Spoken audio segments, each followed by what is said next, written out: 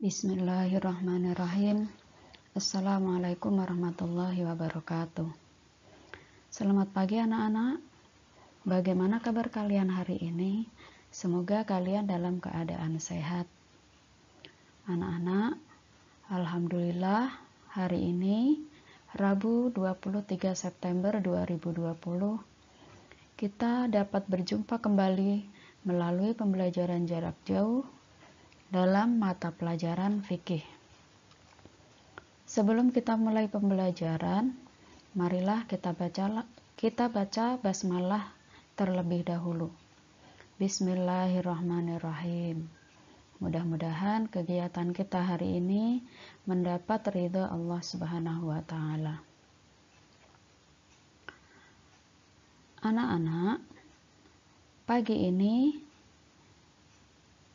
masih melanjutkan materi infak pertemuan ketiga, yaitu kita akan mempelajari tentang syarat infak, rukun infak, golongan orang yang boleh dan tidak boleh menerima infak, dan manfaat infak.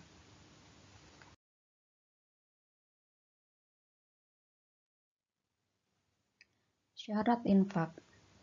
Syarat infak untuk munfik atau orang yang berinfak yaitu 1.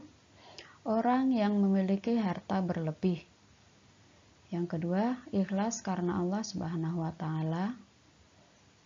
3. Tidak menyebut-nyebut infak yang telah diberikan, karena itu bisa membuat sakit hati orang yang diberikan infak. Yang keempat, tidak menyakiti orang yang menerimanya. Kemudian, syarat barang yang diinfakkan.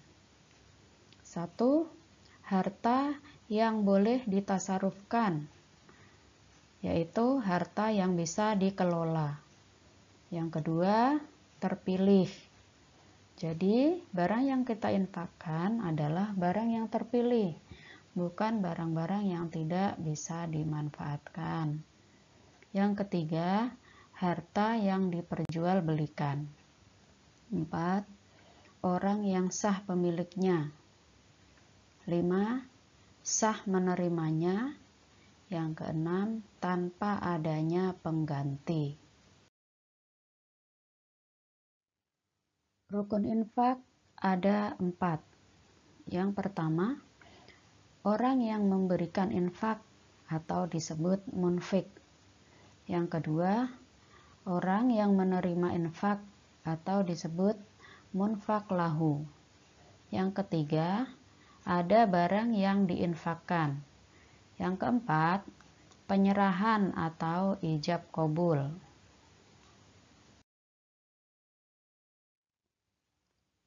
Golongan orang yang berhak menerima infak berdasarkan firman Allah Subhanahu wa taala dalam Al-Quran Surah Al-Baqarah ayat 215 yang bunyinya, A'udzubillahi minasyaitonirrajim, Bismillahirrahmanirrahim. Yas'alunaka madza yunfiqun, Qul ma anfaqtum min khairin falil walidaini wal aqrabina wal yatama wal masakini wa banis sabil. Wa ma taf'alu min khairin fa innallaha bihi alim. Artinya, mereka bertanya kepadamu Muhammad tentang apa yang harus mereka infakkan. Katakanlah, harta apa saja yang kamu infakkan hendaknya diperuntukkan bagi kedua orang tua, kerabat, anak yatim, orang miskin, dan orang yang dalam perjalanan. Dan kebaikan apa saja yang kamu kerjakan, maka sesungguhnya Allah Maha mengetahui. Jadi, berdasarkan ayat tersebut, orang yang berhak menerima infak yaitu yang pertama orang tua, yang kedua saudara terdekat atau keluarga, yang ketiga anak-anak yatim, yang keempat fakir miskin, yang kelima orang yang sedang perjalanan musafir. Kemudian golongan yang tidak berhak menerima infak yaitu orang kaya. Yang kedua, orang yang masih mampu bekerja. Yang ketiga, pembangunan fasilitas umum yang sudah mewah. Yang keempat, penjahat aktif atau belum bertobat. Infak merupakan sesuatu yang sangat bermanfaat, baik bagi yang menerima maupun yang memberi. Sebagaimana dijelaskan dalam Al-Quran, bahwa orang yang menafkahkan hartanya di jalan Allah diibaratkan dengan menanam sebutir benih yang dapat tumbuh menjadi 7 bulir. Pada setiap bulir terdapat 100 biji. Berapa itu anak-anak? Dilipatnya sama Allah 1 menjadi 7 dikalikan 100, yaitu 1 kebaikan dikalikan menjadi 700. Itu diantara manfaat infak. Nah, untuk manfaat yang lain yaitu 1, mendekatkan diri kepada Allah Subhanahu wa Ta'ala.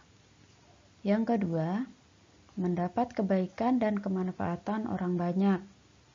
Yang ketiga, Allah akan melipat gandakan pahalanya, sebagaimana dijelaskan dalam Quran surat Al-Baqarah ayat 245 yang berbunyi, A'udzubillahi minasyaitonirrajim. Bismillahirrahmanirrahim. Man dzalladzi yuqridullaha qardan hasanan fayudha'ifahu lahu adha'afan katsira. Wallahu yaqbidu wa yabsutu wa ilaihi turja'un. Artinya, siapakah yang mau memberi pinjaman kepada Allah, pinjaman yang baik, atau menafkahkan hartanya di jalan Allah, maka Allah akan melipat gandakan pembayaran kepadanya dengan lipat ganda yang banyak, dan Allah menyempitkan dan melapangkan rezeki, dan kepadanya lah kamu dikembalikan. Kemudian manfaat infak selanjutnya yaitu Allah akan melapangkan rezeki. Yang selanjutnya Allah akan melimpahkan karunia yang sangat besar, mempersiapkan bekal di akhirat, memajukan lembaga-lembaga Islam, misalnya untuk membangun madrasah atau membangun pesantren.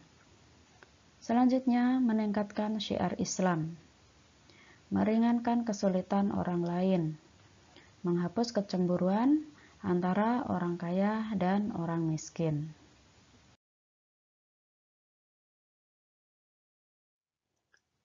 Demikian tadi materi yang Ibu sampaikan untuk pertemuan kali ini. Untuk selanjutnya, tugas untuk kalian kerjakan, yaitu yang pertama, tulislah slide 2 sampai slide 5 sebagai catatan di buku binder kamu. Yang kedua, tulislah Al-Quran Surah Al-Baqarah ayat 215 dan artinya.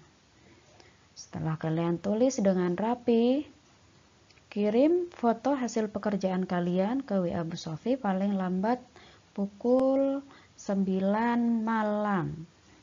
Jadi, jangan sampai terlambat ya. Kerjakan tepat waktu.